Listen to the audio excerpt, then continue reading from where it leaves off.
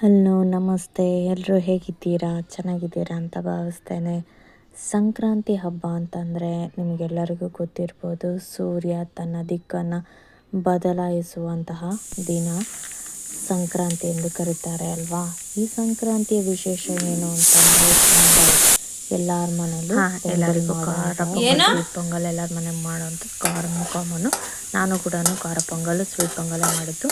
Sweet pongal ಹೇಗೆ ಮಾಡಿದೆ ಅಂತಂದರೆ, ಫಸ್ಟು ಡ್ರೈ ಫ್ರೂಟ್ಸನ್ನೆಲ್ಲ ಹುರ್ಕೊಂಬಿಟ್ಟು ಬೆಲ್ಲನ ಪುಡಿ ಮಾಡಿಟ್ಕೊಂಡೆ. ಬೆಲ್ಲದ ನೀರನ್ನು ಪಾಕ ಮಾಡಿಕೊಂಡೆ, ಒಂದೆಳೆ ಪಾಕ ಅಂತಾರಲ್ಲ ಆ ಥರ ಮಾಡಿಕೊಂಡು ಆ ನಂತರ ಅದನ್ನು ಸೋಸ್ಕೊಂಡೆ. ಸ್ವಲ್ಪ ಲೈಟಾಗಿ ಇರಲಿ ಅಂತ ಹೇಳ್ಬಿಟ್ಟು ನಾನು ಬೆಲ್ಲನ ಕಡಿಮೆನೇ ಹಾಕಿದ್ದು, ಜಾಸ್ತಿ ಏನು ಬೆಲ್ಲ ಹಾಕಿಲ್ಲ.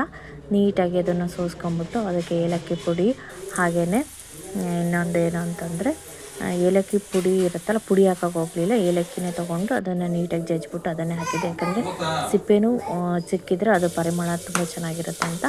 ಆನಂತರ ಸಪ್ರೇಟಾಗಿ ನಾನು ಅಕ್ಕಿ ಮತ್ತು ಬೇಳೆನ ಬೇಯಿಸ್ಕೊಂಡಿದ್ದೆ. ಅದರದ್ದು ಸ್ವಲ್ಪ ಪ್ರಮಾಣ ತೆಕ್ಕೊಂಬಿಟ್ಟು ನಾನು ಪೊಂಗಲಿಗೆ ಅಂತ ಇಟ್ಕೊಂಡಿದ್ದೆ. ಆ ಅನ್ನ ಮತ್ತು ಬೇಳೆ ಎರಡು ಬೇಯಿಸ್ಕೊಂಡಿರುವಂಥದ್ದನ್ನು ಹಾಕಿ ಪಾಕಕ್ಕೆ ಹಾಕಿ ಮಗಿಸ್ತಾ ಇದ್ದೀನಿ. ತುಂಬ ಚೆನ್ನಾಗಾಗುತ್ತೆ ಈ ಥರ ಮಾಡಿ ನೋಡಿ. ಅದಕ್ಕೆ ಪೊಂಗಲಿಗೆ ಮತ್ತು ಒಣ ಕೊಬ್ಬರಿ ಹಾಕಿರ್ತೀನಲ್ಲ ಅದು ಕೂಡ ನೀಟಾಗಿ ಹಾಕಿ ಚೆನ್ನಾಗಿ ಕೈ ಆಡಬೇಕು. ಒಣ ಕೊಬ್ಬರಿ ಹಾಕಿದರೆ ಒಳ್ಳೆ ಟೇಸ್ಟ್ ಇರುತ್ತೆ, ಕಾಯಿ ಹಾಕಿದರೆ ಅದು ಅಷ್ಟು ಟೇಸ್ಟ್ ಕೊಡೋಲ್ಲ ಅಂತ ನನ್ನ ಭಾವನೆ. ಒಣ ಕೊಬ್ಬರಿ ಹಾಕಿ ನೋಡಿ, ಸೂಪರ್ ಟೇಸ್ಟ್ ಸಿಕ್ಕುತ್ತೆ. ಯಾಕಂದರೆ ಬಾಯಿಗೆ ಅದು ಸಿಗ್ತಾ ಇರುತ್ತೆ, ಒಣ ಕೊಬ್ಬರಿ ಸಖತ್ತಾಗಿರುತ್ತೆ. ಇದೆಲ್ಲ ಮಾಡಿ ಚೆನ್ನಾಗಿ ಮಗ್ಚಿದಾದಮೇಲೆ ಖರ್ಜೂರ ಇರುತ್ತಲ್ಲ, ಒಂದು ಖರ್ಜೂರ ಹಾಕಿ ಸಾಕು. ಖರ್ಜೂರ ಹಾಕ್ಬಿಟ್ಟು ಮಿಕ್ಸಿಗೆ ಹಾಕಿ ಈ ಒಂದು ಸ್ವೀಟ್ ಪೊಂಗಲ್ ಹಾಲಿನ ಜೊತೆ ಕುದಿಸಿ ಸೂಪರಾಗಿರುತ್ತೆ ಟೇಸ್ಟ್. ಅದಾದ ನಂತರ ಖಾರ ಪೊಂಗಲಿಗೆ ನಾನು ಒಗ್ಗರಣೆ ಹಾಕ್ಕೊಂಡು ಸ್ವಲ್ಪ ನೀರು ಹಾಕ್ಕೊಂಬಿಟ್ಟು ಚೆನ್ನಾಗಿ ಕುದಿಲಿಕ್ಕಿಟ್ಟೆ. ಆ ಕುದಿಯೋ ನೀರು ಹಾಕಿ ನಾನು ಮಸಾಲೆ ಪುಡಿನ ಆ್ಯಡ್ ಮಾಡಿದೆ. ಮಸಾಲೆ ಏನಂತಂದರೆ 2 ಚಮಚ ಧನಿಯಾ, ಜೀರಿಗೆ, ಹಾಗೆಯೇ ಮೆಂತ್ಯ ಒಂದು ಸ್ವಲ್ಪ, ಹಾಗೆ ಕಾಳುಮೆಣಸಿನ ಪುಡಿನೂ ಹಾಕ್ಕೊಂಡಿದ್ದೆ. ಇದನ್ನೆಲ್ಲ ಮಿಕ್ಸಿಗೆ ಹಾಕ್ಕೊಂಡು ಚೆನ್ನಾಗಿ ಕುದಿಬೇಕು. ಆನಂತರ ಅರಿಶಿನ ನೀವು ಇಂಟ್ರೆಸ್ಟ್ ಇದ್ದರೆ ಹಾಕಿ, ಇಲ್ಲಾಂದರೆ ಬಿಡಿ. ಒಬ್ಬರೊಬ್ರು ಹಾಕ್ತಾರೆ, ಒಬ್ಬರೊಬ್ರು ಹಾಕಲ್ಲ. ಹಾಗೆ ಒಣ ಕೊಬ್ಬರಿನ ಹಾಕಿ ಚೆನ್ನಾಗಿ ಮಗಿಸ್ಬೇಕು.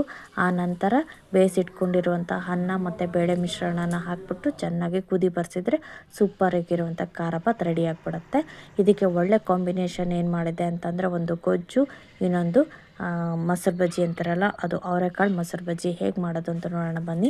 ಬದನೆಕಾಯಿನ ಚೆನ್ನಾಗಿ ತೊಳ್ಕೊಂಡು ಅದನ್ನು ಎಣ್ಣೆಯಲ್ಲಿ ಫ್ರೈ ಮಾಡ್ಕೋಬೇಕು. ಎಣ್ಣೆಗೆ ಫ್ರೈ ಮಾಡ್ಕೊಳ್ಳೋಕ್ಕೆ ಮೆಣಸಿನ್ಕಾಯಿನ ಯೂಸ್ ಮಾಡಿದ್ರೆ ಒಳ್ಳೆಯದು.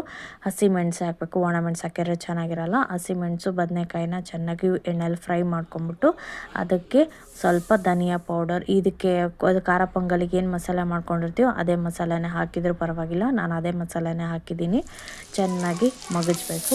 ಮಗ್ಗಿದಾದ್ಮೇಲೆ ಸ್ವಲ್ಪ ಏನಂದರೆ ಇದ್ರಲ್ಲಿ ಮಾಡಿರೋದ್ರಲ್ಲಿ ಒಂದು ಅರ್ಧ ಭಾಗ ಸಪ್ರೇಟಾಗಿ ಎತ್ತಿಟ್ಕೊಂಡು ಮಿಕ್ಸಿಯಲ್ಲಿ ಹಾಕ್ಕೊಬೇಕು. ಅರ್ಧಂಬರ್ಧ ಈ ಥರ ಮಿಕ್ಸಿಯಲ್ಲಿ ಹಾಕ್ಕೊಂಡು ಆನಂತರ ಇನ್ನೊಂದು ಪಾತ್ರೆಗೆ ಒಗ್ಗರಣೆ ಹಾಕ್ಬಿಟ್ಟು ಚೆನ್ನಾಗಿ ಬೇಯಿಸ್ಕೊಬೇಕು.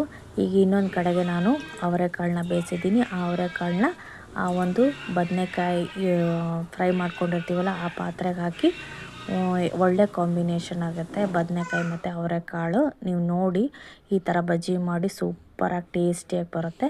ಅದನ್ನು ಹಾಕ್ಬಿಟ್ಟು ಚೆನ್ನಾಗಿ ಇನ್ನೊಂದು ರೌಂಡು ಕುದಿಸ್ಬೇಕು. ಕುದಿಸೋದು ಅಂತಂದರೆ ಸುಮ್ಮನೆ ಎಣ್ಣೆಯಲ್ಲಿ ಫ್ರೈ ಮಾಡ್ದಂಗೆ ಮಾಡಬೇಕು, ನೀರನ್ನು ಹಾಕೋ ಅವಶ್ಯಕತೆ ಇಲ್ಲ. ಈ ಒಂದು ಮಿಶ್ರಣಕ್ಕೆ ನಾವು ಮೊಸರು ಇರುತ್ತಲ್ಲ, ಗಟ್ಟಿ ಮೊಸರು ಹಾಕಿದರೆ ಒಳ್ಳೆ ಬಜ್ಜಿ ರೆಡಿ ಆಗುತ್ತೆ. ಪೊಂಗಲಿಗಂತೂ ಸೂಪರಾಗಿರುತ್ತೆ. ಹಾಗೆ ಪೊಂಗಲಿಗೆ ನಾನು ಹುಣಸೆಕಾಯಿ ಗೊಜ್ಜು ಕೂಡ ಮಾಡಿದ್ದೆ. ಹಾಗೆ ಹಣ್ಣೆರಿಯ ಶಾಸ್ತ್ರ ಕೂಡ ನಾನು ಮಾಡಿದ್ದೆ. ಮಕ್ಕಳಿಗೆ ತುಂಬಾ ಶ್ರೇಯಸ್ಸು ಕೊಡುವಂತಹ ಒಂದು ಶಾಸ್ತ್ರ ಅಂತ ಅಂದರೆ ಇದು ಹಣ್ಣೆರಿಯ ಶಾಸ್ತ್ರ. ಸಂಕ್ರಾಂತಿ ಟೈಮ್ನಲ್ಲಿ ಮಾಡ್ತಾರೆ, ಹಾಗಾಗಿ ನಾನು ಕೂಡ ಸಿಂಪಲಾಗಿ ಮಾಡಿದೆ.